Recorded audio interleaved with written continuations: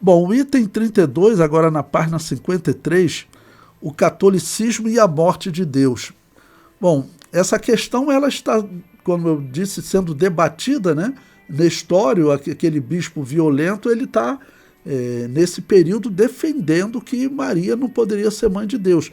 Mas isso se torna uma doutrina para os católicos, protestantes e reformados. Eu comento aí, nessa parte eu vou colocar citações de um historiador católico, chamado Daniel Rups. Ele é membro da Academia Francesa de Letras, ele é muito respeitado. Tá? Então, o comentário diz: o historiador católico Daniel Rups reclama de Nestório se posicionar contra a morte de Deus. Para vocês verem que isso não é algo assim anormal, não. Isso é normal entre eles, defender que Deus morreu. Né? Bom, então a citação diz: há em Cristo, diziam os nestorianos, duas naturezas completas, a natureza divina e a natureza humana. Isto é, duas pessoas, a pessoa divina e a pessoa humana. Ou, como também se dizia, duas hipóstases. Bom, parar aqui para explicar a vocês. O que ele está criticando aqui é, por exemplo, o que a Assembleia de Deus prega. Nós pregamos que Jesus Cristo era 100% homem, 100% Deus. Nós pregamos isso, nós não tentamos descrever como ocorreu essa união, tá bom? Então, por isso também nós dizemos que eram duas pessoas. Por exemplo, quem é tentado no deserto é a pessoa humana, porque Deus não pode ser tentado pelo mal. Quem é tentado, quem morre na cruz, tem que ser a pessoa humana, tem que ser o homem, porque Deus não morre, Deus é eterno. Então, o que ele está dizendo aqui é que Nestório era um católico que ele não queria aceitar essa doutrina, ok? Que colocava Jesus Cristo como tendo duas pessoas. Também era o que alguns criticavam, porque resultava em dizer que Deus morreu na cruz. E muitos não queriam pregar isso, como muitos hoje não querem. Eu não quero. Ok? Bom, o católico prossegue na descrição dele. No Salvador, temos que distinguir nitidamente o homem e Deus. Mas, nesse caso, levanta-se a objeção: poderemos atribuir a natureza divina ao Verbo as propriedades, ações e paixões da natureza humana e vice-versa? Eles respondem não. É fácil ver imediatamente as consequências dessa atitude. Na cruz, foi apenas o homem que morreu. Isso aqui é o católico criticando, né? Ele diz: na cruz, foi apenas o homem que morreu. Já não se pode escrever que o Filho de Deus sofreu por nós, ou que Deus morreu por nós. Isso é um historiador católico que ele está reclamando, porque muitas pessoas discordavam. Até hoje tem pessoas que discordam, mas por via de regra, os católicos reformados e os protestantes, todos eles pregam que Deus morreu na cruz. Até o batista reformado, tem um Marco Granconato, ele tem vídeos no YouTube dando aula na escola Charles Spurgeon. Eu tenho que ouvir esses que pensam diferente, né? Ele defende abertamente, lá estava esse tema, eu falei, vou assistir. Ele defende abertamente, faz sentido acreditar que Deus morreu na cruz. Ou seja, tem que ser uma cegueira espiritual muito grande, né? Bom, esse mesmo historiador católico, ele diz: o escândalo rebentou por culpa de um discípulo de Nestório, um presbítero chamado Anastácio, que em pleno púlpito, falando da Virgem Maria, afirmou que não se tinha o direito de chamá-la mãe de Deus, mas apenas mãe de Jesus, isto é, do homem que foi Jesus. Uma simples criatura, clamava ele, pode gerar a Deus? O culto da Virgem Maria não alcançara ainda o desenvolvimento que depois viria a experimentar, precisamente como uma reação contra tais asserções. Mas o hábito de denominá-la Mãe de Deus já era muito do agrado da cristandade, e esse termo em grego, Theotokos, era usual. Lembre-se, isso é um historiador católico falando E ele está dizendo que era normal no meio católico, na cristandade. No entender dele, essa igreja de Roma era a cristandade. Isso é um historiador católico. Ele prossegue. Foi uma onda de protestos. Nestório foi intimado a desmentir o seu auxiliar. Não o fez. Ou seja, Nestório não rejeitava essa doutrina, mas pelo jeito ele não tinha coragem de falar. Mas ele ensinava para os seus discípulos. E um discípulo pegou um dia e falou. E aí, então, Nestório foi chamado para desmentir o seu auxiliar. E ele não fez. Maria, repetiu ele, não gerou senão o homem em quem o verbo tomou carne. Ele confirmou isso. E para tentar atenuar o escândalo, acrescentou um remendo. Mas mesmo assim, Jesus é um Deus para mim, visto que encerra Deus. Adoro o vaso por causa do seu conteúdo, a vestimenta por causa do que ele cobre.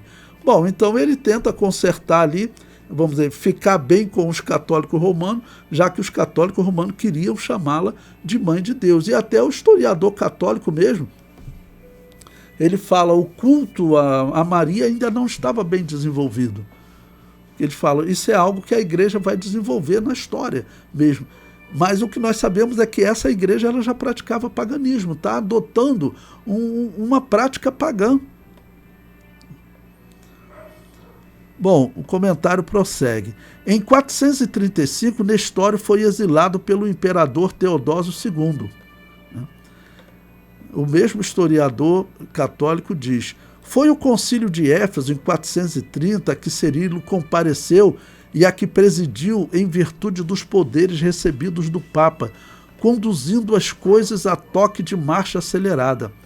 A multidão da cidade, devota da Virgem Maria, olha, estão na cidade de Éfeso, onde a cidade era devota de Diana dos Efésios.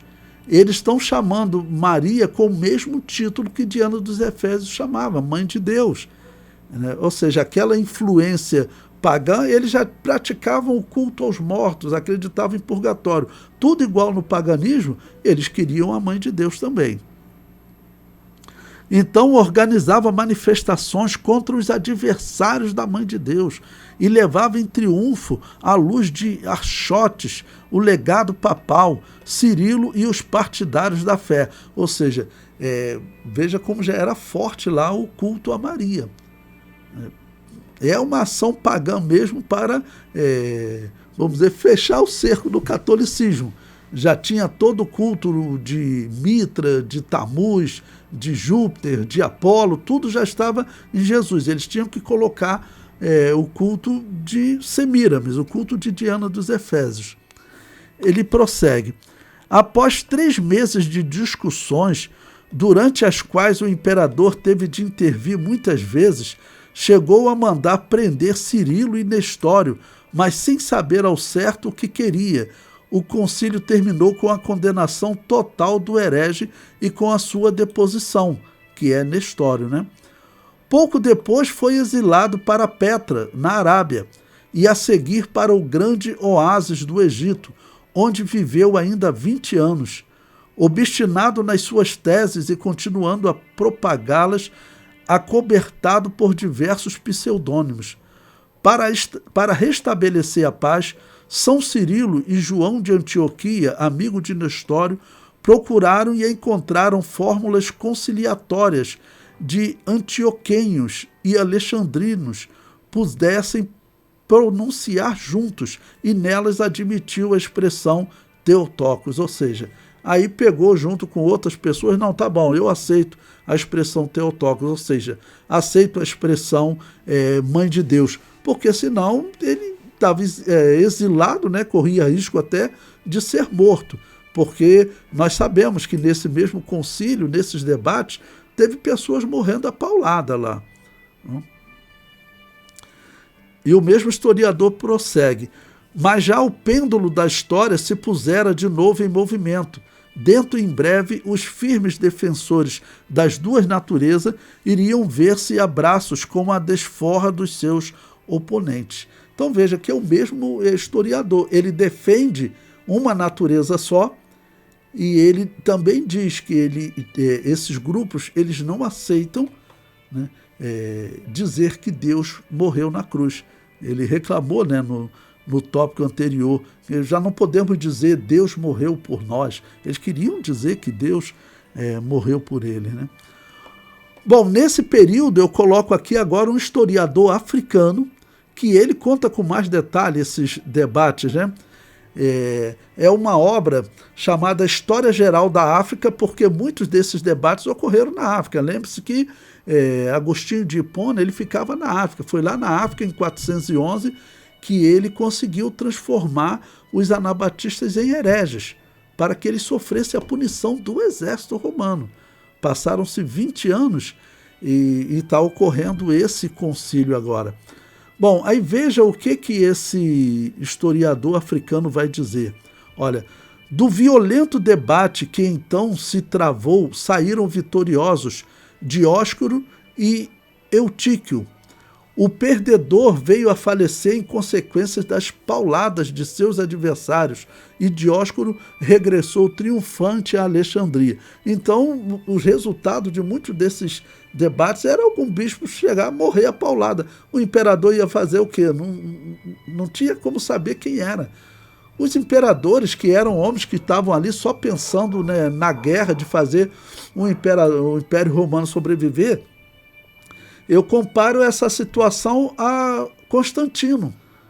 Por que Constantino, lá no Concílio de Nicéia, diz que ele deu tapa na mesa e falou, olha, tem que decidir hoje quem é o certo, quem é o errado. O outro vai passar a ser errado, mas não pode ficar duas doutrinas na igreja. O que era, os bispos, uns estavam divididos entre catolicismo romano, e o outro, o catolicismo ariano. Ário defendendo que Jesus Cristo não era o Deus eterno que morreu na cruz. O problema era o mesmo. Ário dizia que quem morreu na cruz foi um Deus menor que foi gerado. Já Alexandre dizia que quem morreu na cruz foi o Deus eterno.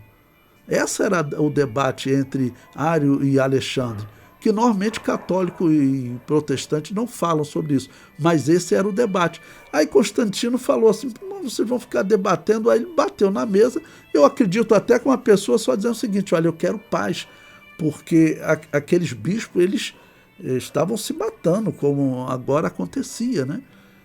Está acontecendo ainda, e é o mesmo tema, e tem bispo morrendo a paulada. O comentário prossegue. Em 489, o nestorianismo foi proibido no Império Romano e se instalou na Pérsia e na Mesopotâmia. Aqui eu estou falando de católico perseguindo católico. Ele não era nem ariano, tá bom? Mas ele não aceitava dizer que Maria era mãe de Deus. Ele não aceitava isso.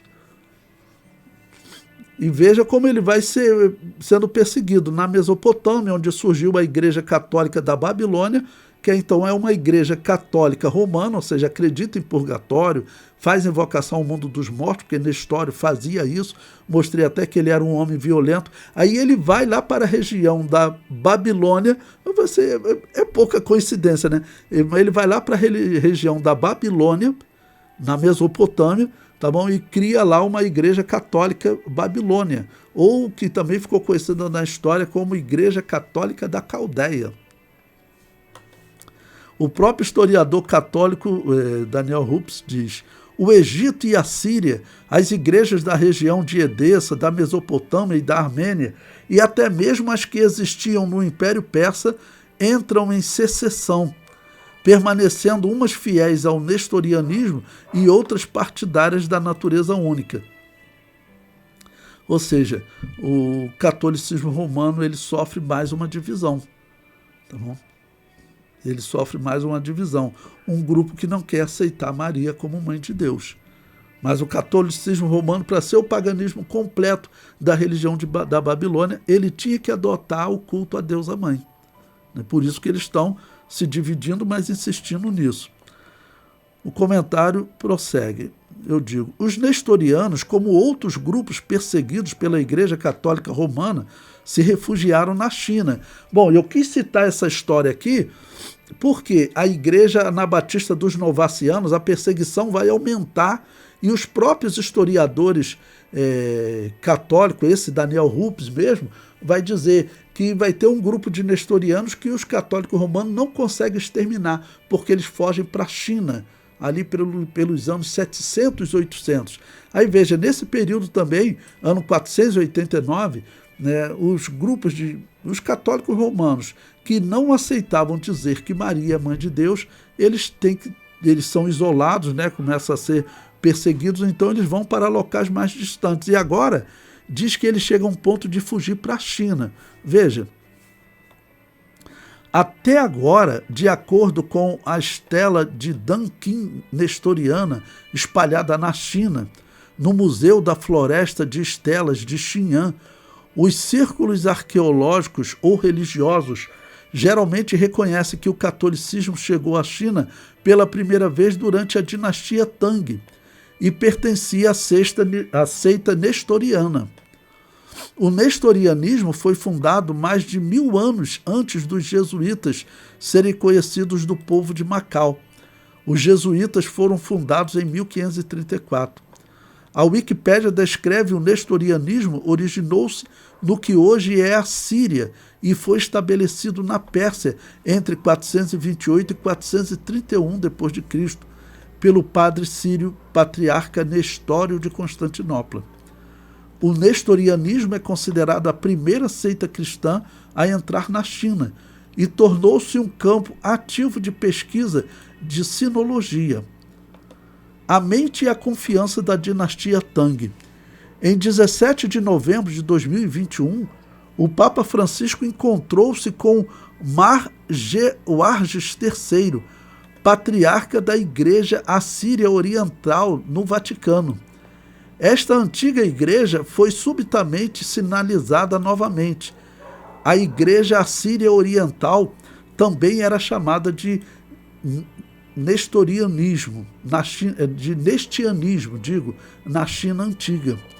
Em 635 d.C., o imperador Taizong Li Shimin encontrou-se com o bispo nestoriano Aroben da Síria e permitiu que o nestorianismo se estabelecesse em Chang'an e realizasse o trabalho missionário, de modo que a igreja se expandiu para as planícies centrais por 200 anos. Bom, estudando história da igreja, é importante relatar isso aqui para vocês, né? E também por quê? Porque eu vi essa notícia agora em 2021, quando o Papa Francisco está fazendo esse trabalho de união das religiões. Em 2021 eu já falava sobre isso, está previsto agora para 2025. Então eu vi essa reunião que o Papa Francisco fez, porque ele quer fazer a união de todas as igrejas católicas.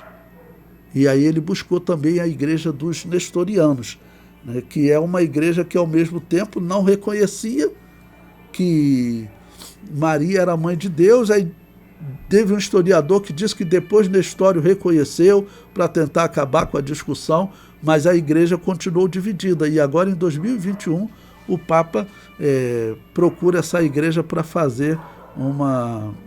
participar dessa união das religiões. E os católicos estão todos participando.